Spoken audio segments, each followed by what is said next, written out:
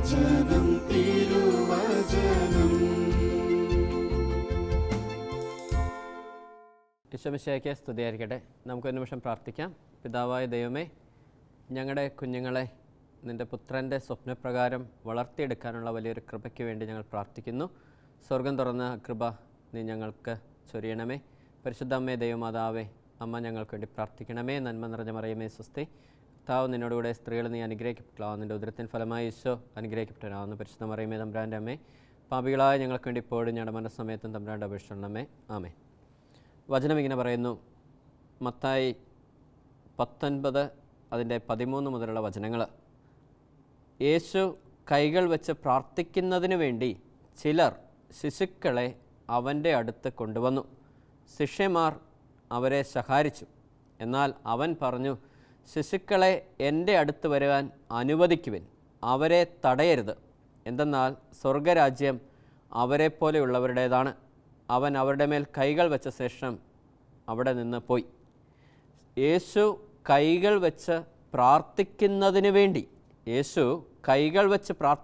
വേണ്ടി ചിലർ ശിശുക്കളെ അവൻ്റെ അടുത്ത് കൊണ്ടുവന്നു. അപ്പോൾ ശിഷ്യന്മാർ അവരെ ശകാരിച്ചു. എന്നാൽ അവൻ പറഞ്ഞു, ശിശുക്കളെ എൻ്റെ അടുത്ത് വരാൻ അനുവദിക്കുവിൻ, അവരെ തടയരുത്. എന്തെന്നാൽ സ്വർഗരാജ്യം അവരെ പോലെയുള്ളവരുടേതാണ്. ശരിക്കും ഈ വചനത്തിലൂടെ കടക്കുമ്പോൾ കർത്താവ് തരുന്ന 1-2 ചിന്തകൾ ഇതാണ്. ഇപ്പം എനിക്ക് 3 കുഞ്ഞുങ്ങളുണ്ട്. ഇപ്പം ഒരു കുഞ്ഞ് വീട്ടിൽ ജനിക്കുന്നു. നമുക്കറിയാം ഈ കുഞ്ഞ് വളർന്നു വരുമ്പോൾ അല്ലേ, ഒരു 5 വയസ്സ് വരെയൊക്കെയുള്ളൊരു കാലഘട്ടം എന്ന് പറയുന്നത് നമുക്ക് ചിന്തിക്കാൻ പറ്റില്ല. കാരണം ഇതിൻ്റെ കുസൃതിയും ഒക്കെ ആയിട്ടാണ് ഈ കുഞ്ഞ് വരുന്നത്. പക്ഷേ ഇവിടെ കുറച്ച് ആളുകൾ ചെയ്യുന്നൊരു കാര്യമുണ്ട്. ആ ശിശുക്കളെ അവൻ്റെ അടുക്ക കൊണ്ടുപോവാം, കർത്താവിൻ്റെ അടുക്കലേക്ക്. അത് വലിയൊരു കാര്യമാണ്. യേശുവിൻ്റെ അടുക്കലേക്ക് നമ്മുടെ കുഞ്ഞുങ്ങളെ കൊണ്ടുപോകണം. ഇപ്പം ഞങ്ങളുടെ ഒരു അനുഭവമാണ്. ഞങ്ങൾക്ക് 3 കുഞ്ഞുങ്ങളുണ്ട്. മൂത്തവന് 7 വയസ്സ്, രണ്ടാമത്തവർക്ക് 5 വയസ്സ്, ഏറ്റവും ഇളയാൾക്ക് 2 വയസ്സാവുന്നു. ഞങ്ങൾക്ക് ഈ ആത്മീയ കാര്യങ്ങൾ ഇച്ചിരി സ്ട്രിക്റ്റാണ് വീട്ടിൽ. അതിലൊരിച്ചിരി കർക്കശം പിടിക്കുന്ന ഒരു കാറ്റഗറിയാണ് ഞാനും എൻ്റെ വൈഫും. കാരണം കുഞ്ഞുങ്ങൾ ഈശോയുടെ പക്കൽ വരണം, അത് ഞങ്ങൾക്ക് ഇച്ചിരി നിർബന്ധമാണ്. കാരണം എൻ്റെ മൂത്ത കുഞ്ഞ് ക്യാരിങ് ആയപ്പോൾ ഒരു ദിവസം വിശുദ്ധ കുർബാന ആരാധനയിൽ പ്രാർത്ഥിച്ചുകൊണ്ടിരുന്നപ്പോൾ ഈശോ എന്നോട് പറഞ്ഞു, എടാ എനിക്ക് സ്വപ്നം കാണാൻ ഒരു കുഞ്ഞില്ല. ഞാൻ പറഞ്ഞു, ഒരുമാതിരി ലോജിക്ക് ഇല്ലാത്ത കാര്യമൊന്നും പറയരുത്. ഈ ലോകത്തുള്ള എത്രയോ കോടി ജനങ്ങളുണ്ട്, ഇങ്ങേർക്ക് സ്വപ്നം കാണാൻ കുഞ്ഞില്ലേ? അപ്പോൾ ഈശോ പറഞ്ഞില്ലടാ, എല്ലാ കുഞ്ഞുങ്ങളും മാതാപിതാക്കളുടെ സ്വപ്നപ്രകാരമാണ് ജനിക്കണത്. വയറ്റിൽ വെച്ച് തന്നെ അറിയൂ ആണാണോ പെണ്ണാണോ. അവിടെ വെച്ച് തന്നെ കല്യാണം വരെ ബുക്ക് ചെയ്യുന്ന കാലഘട്ടമാണ്. അതുകൊണ്ട് എനിക്കാരും തരുന്നില്ല. എനിക്ക് തരാത്തത് കൊണ്ടാണ് എനിക്ക് സംരക്ഷിക്കാൻ പറ്റാത്തത് കുഞ്ഞുങ്ങളെ. അല്ല, ഒത്തിരി മാതാപിതാക്കൾ ഇങ്ങനെ ആകുലപ്പെടുന്നുണ്ട് കുഞ്ഞുങ്ങളെ ഓർത്ത്. ഒരു കൈവിട്ട് പോകുന്നൊരവസ്ഥയാണ്. പാപകരമായ ജീവിതം, ആഡംബരകരമായ ജീവിതം, വഴിതെറ്റിയ ജീവിതങ്ങൾ അങ്ങനെ കൈവിട്ട് പോകുന്ന ഒരവസ്ഥയിൽ നിൽക്കുമ്പോൾ ഈശോ പറയുവാണ്, എനിക്കാരും കുഞ്ഞുങ്ങളെ തരുന്നില്ല, എനിക്ക് തരാത്ത കൊണ്ടാണ് എനിക്ക് നോക്കാൻ പറ്റാത്തത്. കാരണം നമുക്ക് ഇപ്പം വല്ലവരുടെയും കുഞ്ഞിന് എന്തെങ്കിലും സംഭവിച്ചാലും നമുക്കധികം കൊള്ളത്തില്ലല്ലോ. നമ്മുടെ കുഞ്ഞിന് നമുക്ക് എന്തെങ്കിലും സംഭവിച്ചാലോ? ശരിയല്ലേ?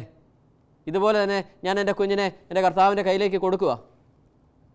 കർത്താവേ, നീ നോക്കണം, നിനക്ക് സ്വപ്നം കാണാൻ വേണ്ടി ഞാൻ തരുവായി കുഞ്ഞിനെ എന്നും പറഞ്ഞ് കർത്താവിൻ്റെ കയ്യിലോട്ട് കൊടുത്താൽ കർത്താവിന് അതിലൊരു ഉത്തരവാദിത്വമുണ്ട്. കൊടുക്കാത്തൊരു കാര്യത്തിന് കർത്താവിന് ഉത്തരവാദിത്വമുണ്ടോ? അതുകൊണ്ടാണ് വിശുദ്ധ അഗസ്തീനോസ് പറഞ്ഞ്, നിന്നെ കൂടാതെ നിന്നെ സൃഷ്ടിച്ച ദൈവത്തിന് നിന്നെ കൂടാതെ നിന്നിലൊന്നും ഒരു മാറ്റം വരുത്താൻ പറ്റില്ല. ഇതുപോലെ തന്നെ ആണ് നമ്മുടെ കുഞ്ഞുങ്ങളുടെ കേസും. കാരണം നമ്മൾ ഈ കുഞ്ഞുങ്ങളെ കർത്താവിൻ്റെ കൈകളിലേക്ക് കൊടുക്കാതെ കർത്താവിനൊന്നും ചെയ്യാൻ പറ്റില്ല. അത് നമ്മുടെ ഒരു ഫ്രീഡത്തെ ഡിപ്പെൻഡ് ചെയ്തായിരിക്കണേ. നമുക്ക് കുഞ്ഞുങ്ങളെ കൊടുക്കണം. ഈ കുഞ്ഞുങ്ങളുടെ കാര്യത്തിൽ കർത്താവിന് ഭയങ്കര കൺസേണാണ്. കുഞ്ഞുങ്ങളെ കൊടുത്തേ പറ്റത്തുള്ളൂ കർത്താവിന്. അന്ന് മുതൽ ഞാനും എൻ്റെ വൈഫ് വയറ്റിൽ വെച്ച് കൈവച്ച് പ്രാർത്ഥിച്ചതാണ്, കർത്താവേ, നിനക്ക് സ്വപ്നം കാണാൻ വേണ്ടി ഈ കുഞ്ഞുങ്ങളെ സമർപ്പിക്കുന്നു, ഈ കുഞ്ഞിനെ സമർപ്പിക്കുന്നു. ഞങ്ങളുടെ 3 കുഞ്ഞുങ്ങളുടെ കാര്യത്തിലും ഞങ്ങൾ പ്രാർത്ഥിക്കുന്ന കാര്യം ഇതാണ്, കർത്താവേ, നിനക്ക് സ്വപ്നം കാണാൻ വേണ്ടി. ദൈവത്തിന് ഒരു സ്വപ്നമുണ്ട് നമ്മുടെ കുഞ്ഞുങ്ങളെപ്പറ്റി. നമ്മുടെ തലയ്ക്കത്തുദിക്കുന്ന എന്തെങ്കിലും ബുദ്ധി കൊണ്ട് ആ സ്വപ്നം തച്ചുടച്ച് കളയരുത്. കാരണം ഓരോ കുഞ്ഞുങ്ങളും കർത്താവിൻ്റെ കയ്യിലെ സാധ്യതകളാണ്. അതനുസരിച്ച് വേണം കുഞ്ഞുങ്ങൾ വളർന്നു വരാനായിട്ട്.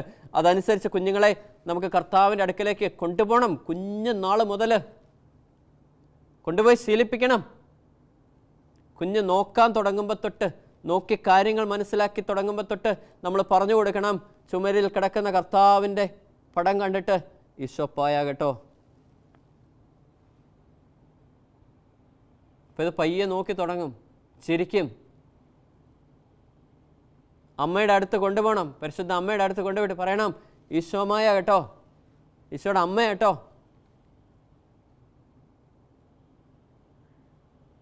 ഔസപിതാവിൻ്റെ അടുക്ക് കൊണ്ടുപോയിട്ട് പറയണം, ഈശോയുടെ അപ്പ കേട്ടോ. ഓരോ സന്ധ്യാപ്രാർത്ഥനയ്ക്കും കുഞ്ഞുങ്ങളെ അടുത്തിരുത്തി പ്രാർത്ഥിപ്പിക്കണം. കുഞ്ഞു പ്രായം തൊട്ട്, ഇത് മുട്ട വലിയുന്ന പ്രായത്തിന് മുമ്പ് തൊട്ട് മടിയിലിരുത്തി കൊന്ത ചൊല്ലി പ്രാർത്ഥിച്ച് കൊടുക്കണം കുഞ്ഞിന്. അത് കിടക്കുമ്പോൾ കർത്താവിൻ്റെ മാലാഹമാരെ വിളിക്കണം അടുത്തോട്ട്. ഉറങ്ങാനായിട്ടൊക്കെ സഹായിക്കുന്ന മാലാഹമാരുണ്ട്. സങ്കീർത്തനം 5 ഇങ്ങനെ പറയുന്നുണ്ട്, ഞാൻ ശാന്തമായി കിടന്നുറങ്ങും, ഉണർന്നെഴുന്നേൽക്കും, എന്തെന്നാൽ ഞാൻ കർത്താവിൻ്റെ കരങ്ങളിലാണ്. കർത്താവിൻ്റെ കരങ്ങളിൽ നമ്മളെ താരാട്ട് പാടി ഉറക്കുന്ന മാലാഹമാരുണ്ട്. ആ മാലാഹമാരുടെ കയ്യിലേക്ക് ഈ കുഞ്ഞുങ്ങളെ കൊടുക്കണം. നമ്മൾ സ്വസ്ഥമായിട്ട് കിടന്നുറങ്ങിക്കോളൂ.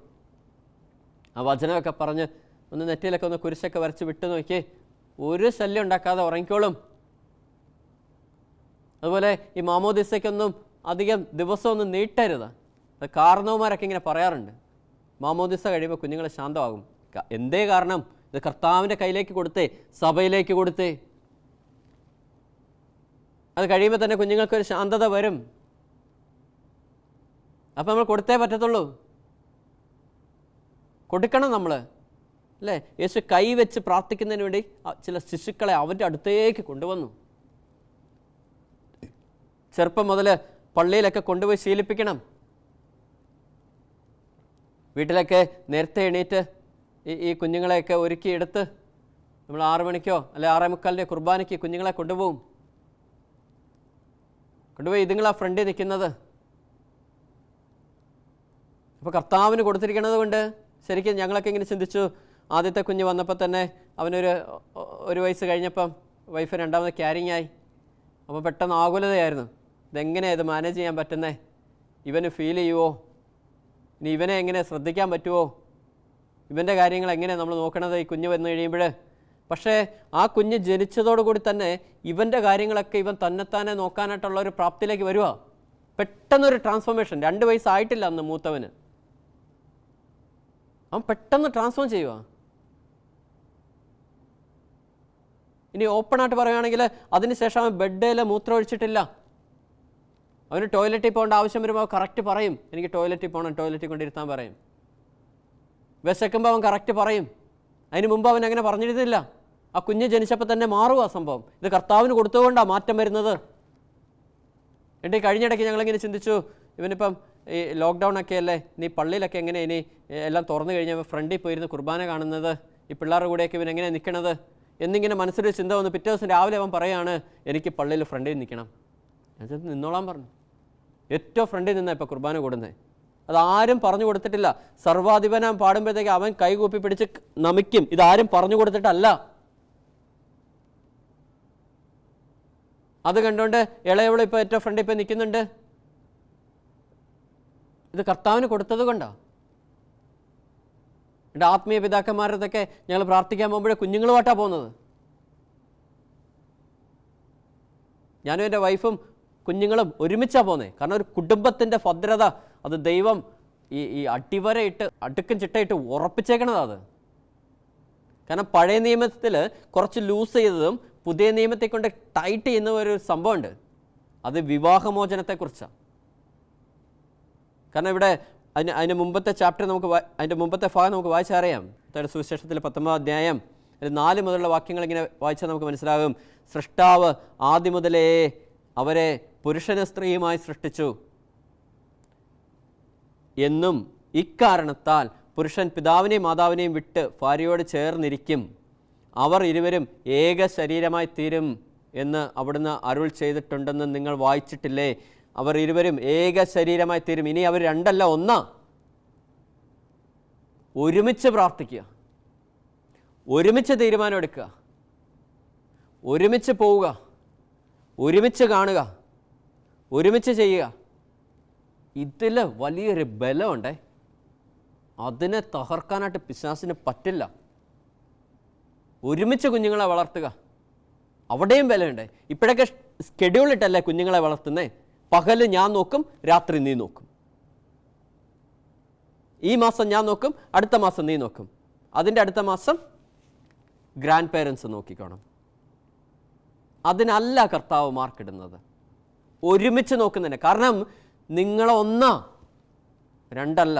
അതുകൊണ്ട് ഒരുമിച്ചൊരു കെയർ പിള്ളേർക്ക് കിട്ടണം. 12 വയസ്സ് വരെ അത് കിട്ടിയിരിക്കണം.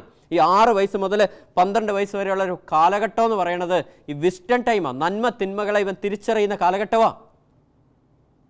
ഇപ്പം ഞാനും എൻ്റെ വൈഫും കൂടി ഒരുമിച്ചിരുന്ന് പ്രാർത്ഥിക്കുന്ന കാണുമ്പോൾ കുഞ്ഞ് വന്ന് മൂത്തവൻ വന്ന് ചോദിക്കും, എന്താ അപ്പാ ഇങ്ങനെയാണോ പ്രാർത്ഥിക്കണ്ടേ? അപ്പോൾ നമ്മൾ പറഞ്ഞു കൊടുക്കും, എടാ ഒരുമിച്ച് പ്രാർത്ഥിക്കുന്നതിന് വിലയുണ്ട്, അതാ നല്ലത്, കർത്താവ് മാർക്കിടും. അപ്പോൾ അവൻ അതൊരു നന്മയായിട്ടുള്ളിൽ കയറുക.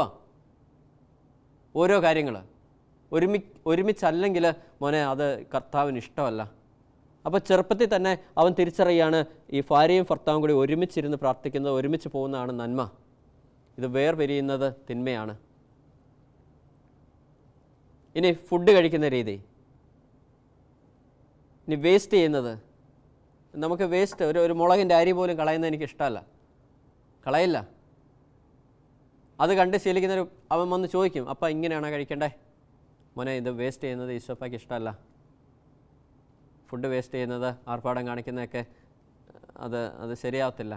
അപ്പോൾ ഫുഡ് വേസ്റ്റ് ചെയ്യാതെ കഴിക്കുന്നതാണ് ഈശോയ്ക്ക് ഇഷ്ടം, ഈശോപ്പാക്ക് ഇഷ്ടം അങ്ങനെയാണ്, ഈശോമാക്ക് ഇഷ്ടം അങ്ങനെയാണ് എന്നൊക്കെ പറയുമ്പോൾ ഇതുങ്ങൾ പയ്യെ ഈശോയുടെ മുഖത്തേക്ക് നോക്കും. നോക്കി ഒന്ന് ചിരിച്ചിട്ടൊക്കെ ഇതുങ്ങൾ തന്നെ വാങ്ങിച്ച് കഴിക്കും. വേസ്റ്റ് ചെയ്യില്ല ഒരു കാര്യവും, അനാവശ്യമായ വാക്കൊന്നും പറയില്ല.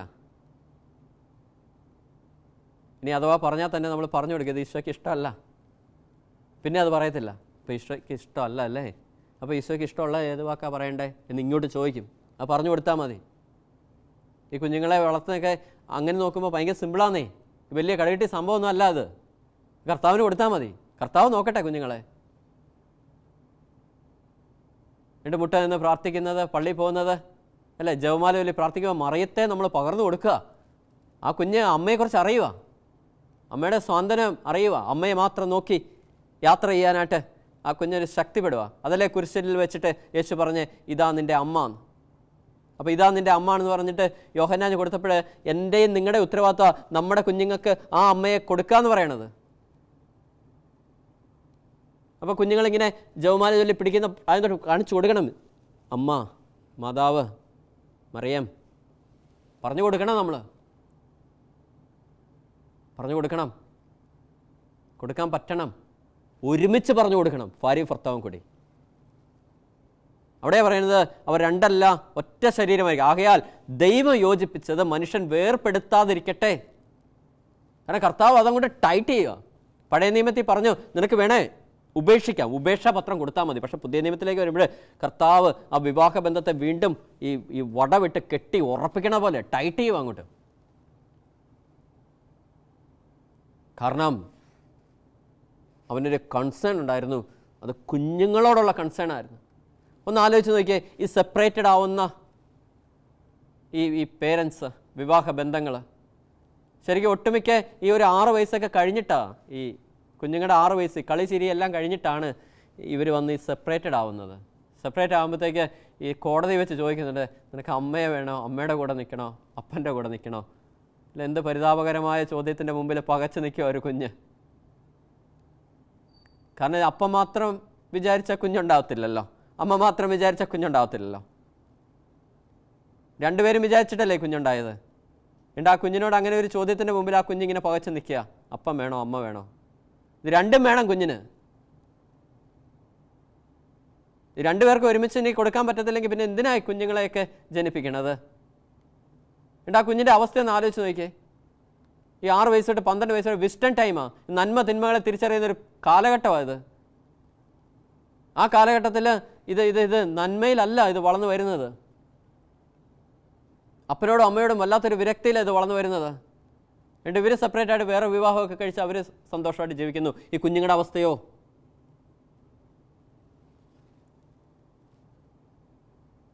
അതുപോലെയൊക്കെ ഈ യുദ്ധഭൂമിയിലൊക്കെ നടക്കുന്ന ഒരു ഫാക്റ്റ് എന്നാന്ന് വെച്ച് കഴിഞ്ഞാൽ അതിൻ്റെയൊക്കെ ഈ തീരാ ദുഃഖമായി മാറുന്നത് അനാഥരാക്കപ്പെടുന്ന കുഞ്ഞുങ്ങളാണ്. കുഞ്ഞുങ്ങളുടെ അവസ്ഥ ഒന്ന് ആലോചിച്ച് നോക്കിയേ. അവരുടെ ഭാവി എന്തെങ്കിലും സുരക്ഷിതത്വം ഉണ്ടോ? അനാഥരാക്കപ്പെട്ട് വലിച്ചെറിയപ്പെടുന്ന കുഞ്ഞുങ്ങൾ. അതുപോലെ അപ്പനും അമ്മയും ജീവിച്ചിരിക്കെ തന്നെ ഏതെങ്കിലും അനാഥാലയങ്ങളിലൊക്കെ തള്ളിവിടുന്ന മാതാപിതാക്കളുണ്ട് അവരുടെ സുഖ സൗകര്യത്തിന് വേണ്ടി. അതൊന്നും ചെയ്യാൻ പാടില്ല. കാരണം നമുക്ക് നോക്കാനല്ലേ കുഞ്ഞുങ്ങളെ നമുക്ക് തന്നിരിക്കണത്, നോക്കണ്ടേ?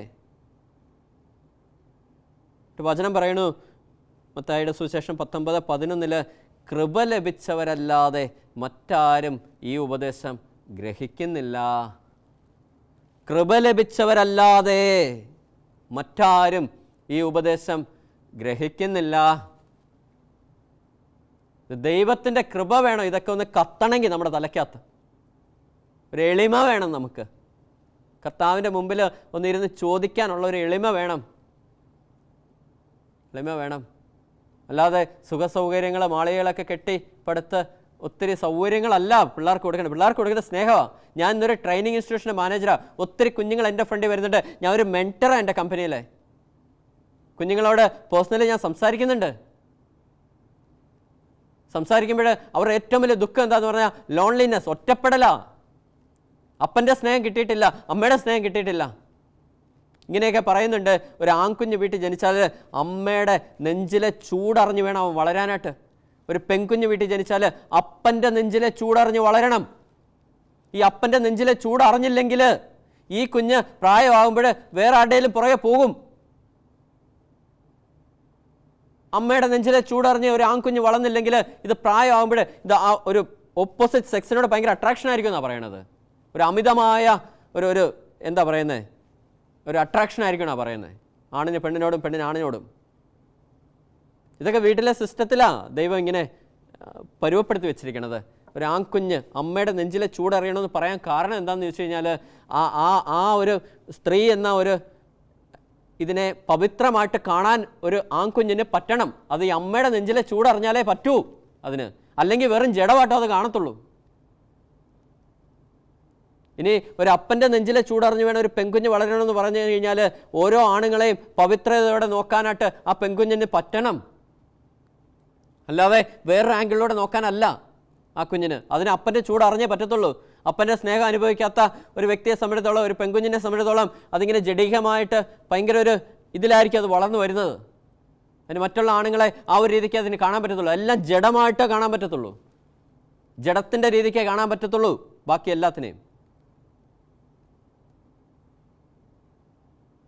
അതുകൊണ്ട് ദൈവം യോജിപ്പിച്ചത് വേർപിഴിക്കരുത്. കാരണം ഓരോ കുഞ്ഞും ജനിച്ച് വീഴുന്നത് തൊട്ട് ഓരോ ദിവസവും അമ്മയുടെയും അപ്പൻ്റെയും കെയർ അതിന് വേണം. അതുകൊണ്ടാണ് ശിശുക്കളെ തടയരുത്. അവൻ പറഞ്ഞ ശിശുക്കളെ എൻ്റെ അടുത്ത് വരാൻ അനുവദിക്കുക, അവരെ തടയരുത്. ഇത് ഒരുമിച്ച് കൊണ്ടുപോകണം. നമ്മൾ ഒരുമിച്ച് കൊണ്ടുപോകണം. മക്കൾ ദൈവത്തിൻ്റെ ദാനമല്ലയോ? ഉദരഫലം ഒരു അനുഗ്രഹീതമല്ലയോ?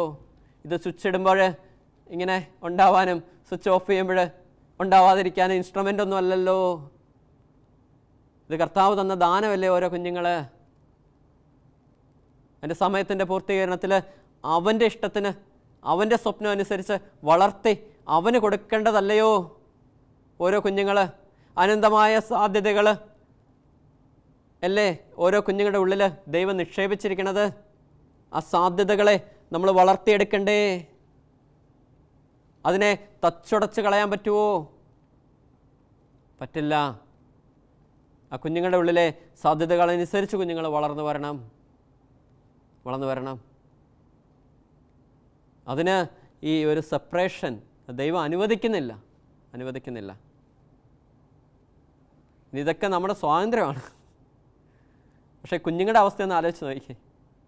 ദൈവം അനുവദിക്കുന്നില്ല. ദൈവം അനുവദിക്കാത്തൊരു കാര്യം നമ്മൾ ചെയ്യാൻ പാടില്ല. അല്ലെ, നിയമം അനുശാസിക്കുന്നുണ്ടാവാം, പക്ഷെ ദൈവത്തിൻ്റെ സ്നേഹം അനുവദിക്കാത്ത കാര്യങ്ങളൊന്നും ചെയ്യാൻ പാടില്ല. അത് അനാഥരാക്കപ്പെടുന്നേ. ജീവിച്ചിരിക്കെ തന്നെ അനാഥരാക്കപ്പെടും. അതാണ് അവരെ മോൾഡ് ചെയ്യുന്നത്. അല്ലേ, ഒരു സംഭവം ഞാനിങ്ങനെ പറഞ്ഞു കേട്ടിട്ടുണ്ട്. നമ്മുടെ ഡാനിയൽ പൂവണ്ണത്തിൽ അച്ഛൻ്റെ ഒരു ടോക്കിനിടയ്ക്ക് അച്ഛനെ പരാമർശിച്ച ഒരു കാര്യമാണ്, ഒരു വീട്ടിൽ അച്ഛനിങ്ങനെ പ്രാർത്ഥിക്കാൻ ചെന്നപ്പോൾ അവിടെ ഇങ്ങനെ ഭയങ്കര അലമ്പാണ്. ഒരു പയ്യൻ അവനിങ്ങനെ വെള്ളം അടിച്ച് വന്ന് അവൻ്റെ ഭാര്യയെ അടിച്ച് ഇവിടെയൊക്കെ പൊട്ടിച്ചിട്ടേക്ക് അമ്മയ്ക്കിട്ടും അടിച്ചു. എന്നിട്ട് അവന് ഗ്യാസ് തുറന്ന് 4 കാലം നിൽക്കുക, ഇപ്പം കത്തിക്കും എന്ന് പറഞ്ഞിട്ടുണ്ട്. അപ്പോൾ അച്ഛൻ വന്ന് അവന് പുറകിൽ നിന്ന് ഇങ്ങനെ പിടിച്ചു. അപ്പോഴേ അവൻ താഴെ വീണു, അത്രയ്ക്ക് പൂസായിരുന്നു. അപ്പോൾ ഓരോരുത്തരെ ഇങ്ങനെ ശാന്തമാക്കിക്കൊണ്ടിരിക്കുക. അപ്പോൾ ആ വീട്ടിൽ അവനൊരു 4 വയസ്സുള്ള കുഞ്ഞുണ്ട്. ആ കുഞ്ഞിങ്ങനെ ഒരു മൂലയ്ക്ക് നിന്ന് ഏങ്ങലടിച്ച് കരയുക. അപ്പോൾ ഈ കുഞ്ഞ് തിരിച്ച് വരുന്നില്ല. അപ്പോൾ ഈ അച്ഛൻ പറയുകയാണ്, ഈ കുഞ്ഞിനെ നെഞ്ചോട് ചേർത്ത് അച്ഛൻ പിടിച്ചു. ആ കുഞ്ഞ് കരയുന്നത് അച്ഛൻ്റെ നെഞ്ചിൽ വരെ കണ്ണീരിറങ്ങിയെന്നാണ് പറയുന്നത്. ഇങ്ങനെ ചേർത്ത് വെച്ച് അച്ഛൻ പോലും അറിയാതെ അച്ഛൻ പ്രാർത്ഥിക്കുകയാണ്, ഒരു 10-20 വർഷം കഴിഞ്ഞാൽ ഈ നാട് കാണാൻ പോകുന്ന ഏറ്റവും വലിയൊരു ക്രിമിനലിനെയാണ് ഞാൻ പിടിച്ചേക്കുന്നത്. ദൈവമേ, ഈ കുഞ്ഞിൻ്റെ മനസ്സ് ഏതെങ്കിലും രീതിക്ക് മുറിഞ്ഞിട്ടുണ്ടെങ്കിൽ നീ ഒന്ന് സൗഖ്യപ്പെടുത്തിയേക്കണമേ. കാരണം ഈ ഒരു മുറിവ് ഇവനെ വലിയൊരു ക്രിമിനലാക്കുന്ന ഒരു രൂപാന്തരീകരണത്തിലേക്ക് നീ നയിച്ചേക്കരുതേ. ആ മുറിവിലേക്ക് നിൻ്റെ തിരക്തം ഒഴിക്കണേ എന്നും പറഞ്ഞ് ഒന്നൊന്ന് ശാന്തമാക്കി ആ കുഞ്ഞിനെ ഇങ്ങനെ നെഞ്ചോട് ചേർത്ത് വെച്ചു. കാരണം ഇതിലൊക്കെ ബാധിക്കപ്പെടുന്ന കുഞ്ഞുങ്ങളാണ്. വീട്ടിൽ അലമ്പുണ്ടാകുമ്പോൾ, അല്ലേ, ഭാര്യയും ഭർത്താവും തമ്മിൽ അലമ്പുണ്ടാകുമ്പോൾ ഇതിൻ്റെ നടുക്ക് നിന്ന് ഈ സ്ട്രെസ്സ് ഫേസ് ചെയ്യുന്നതിൻ്റെ കുഞ്ഞുങ്ങൾ, ഇങ്ങനെ സെപ്പറേറ്റഡ് ആകുമ്പോൾ അനാഥരാക്കപ്പെടുന്ന കുഞ്ഞുങ്ങൾ, ശരിക്കും ഒരു തീക്കകത്തോട്ട് വലിച്ചെറിയുന്ന പോലെ കുഞ്ഞുങ്ങളെയൊക്കെ വിട്ടുകൊടുക്കുന്നത്. അതുകൊണ്ട് അതൊരിക്കലും ദൈവം അനുവദിക്കുന്നില്ല. ദൈവം യോജിപ്പിച്ചത് മനുഷ്യൻ വേർപ്പെടുത്താതിരിക്കട്ടെ. നമ്മൾ ആ ഒരു യോജിച്ച് തന്നെ ആ കുഞ്ഞുങ്ങളെ പതുക്കെ കർത്താവിൻ്റെ അടുത്തേക്ക് നമുക്ക് കൊണ്ടുപോകാം. യേശു കൈകൾ വെച്ച് പ്രാർത്ഥിക്കുന്നതിന് വേണ്ടി ചിലർ ശിശുക്കളെ അവൻ്റെ അടുത്ത് കൊണ്ടുവന്നു. ശിഷ്യന്മാർ അവരെ സഹായിച്ചു. കാരണം ശിഷ്യന്മാർ സഹായിക്കാൻ കാരണമുണ്ട്. അന്നത്തെ കാലത്തും ഈ കുഞ്ഞുങ്ങൾക്ക് യാതൊരു കൺസേണും കൊടുക്കുന്നില്ല. കാരണം അവരും വേണമെങ്കിൽ ഉപേക്ഷാപാത്രമൊക്കെ ഉപേക്ഷിച്ച് വേണ്ട അവരുടെ സൗകര്യങ്ങൾ അനുസരിച്ച് അവർ ജീവിച്ചു പോകുന്ന ഒരു കൾച്ചറിലായിരുന്നു ശിഷ്യന്മാർ. അതുകൊണ്ടാണ് സഹായിച്ചത്. കർത്താവ് പറയുന്നുണ്ട്, അവരെ തടഞ്ഞോണ്ട് പറയുന്നുണ്ട്, ശിശുക്കൾ എൻ്റെ അടുക്ക വരാൻ അനുവദിക്കുവാൻ, അവരെ തടയരുത്. കാരണം സ്വർഗരാജ്യം അവരെപ്പോലുള്ളവരുടേതാണ്. കാരണം അവരുടെ ഉള്ളിൽ ആ ഒരു ദൈവരാജ്യം, സ്വർഗരാജ്യം പണിയപ്പെടണം. അവരുടെ ഉള്ളിൽ നന്മകളുടെ വലിയൊരു വൃക്ഷം അവരുടെ ഉള്ളിൽ നിന്ന് വളർന്നു പൊങ്ങണം.